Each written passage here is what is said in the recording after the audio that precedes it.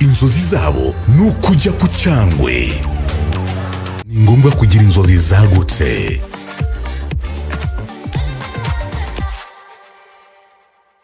Airtel, a reason to imagine. Airtel Imagine 4G niyo smartphone ihendutse kurusha izindi. Yizinga uhabwa iminota na SMS utamara ku mirongo yose. Unahabwa gigabyte 30 za internet ya 4G. Nihenze kuko iraboneka ku mafaranga 20,000 gusa. Utegereje iki? Gana ku iduka rya Airtel rikwegereye uyibikeho nonaha. Ikaze ku murongo wa Airtel. Airtel, a reason to imagine. Twemeranye uru rugendo tugomba kurujyana namo. Ari twebwe abagenzi ari natwe abanyamakuru turambiwe amarira yanyu. Warira wagira nakuvugira ntakuvugira abo mbwira barumva nawe ugomba kumva. Motari yaciye kuri radio bavuga ko yiyahuye ariko impamvu yari ya kotelevasiyo.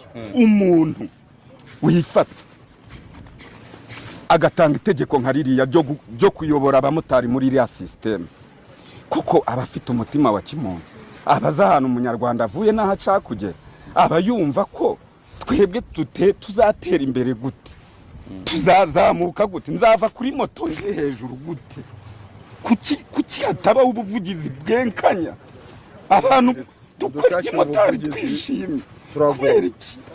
Kubera iki turengana muri ubu buryo kandi murari muratureba ariko nta kintu mushaka kudukorera, nta kimana yonyine. Ikintu kibangamiye abamotari ni kontrevasiyo. Izi kontrevasiyo zirimo ziraza ziri kutubangamira cyane.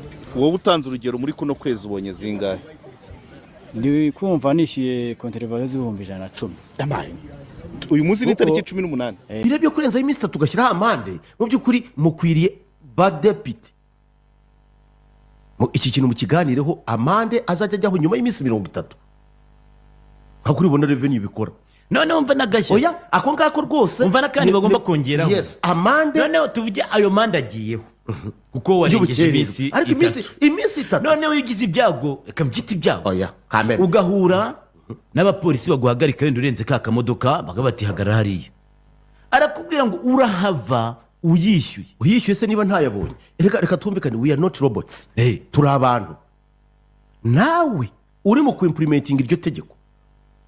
Uramutse ari wowe ari imodoka y'umupolisi yafotowe, kuko ahembwa nawe nkatwe twese, agita cyo guhemberwaho. Ngiye cyo ntekereza rwose bikwiriye kuba iminsi 30, ahubwo yanashaka karenga 10,000. Wayirenze iminsi 30. Urengeje. Ariko iminsi 3 ngiye ndashaka mushyire mu nyurabwenge iminsi 3, 3 days. N'ubu ngubu dufite ibyo tuvugurura kugira ngo umutekano mu muhanda urusheho kugenda neza. Ikintu cya mbere nababwira abamotari mugomba kumenya, twari tubizi ko mu mazi iminsi mutishimiye ya minsi 3 ya contravention, twayigize iminsi 30. Ubu ngubu ni iminsi abamotari oye! Abamotari oye!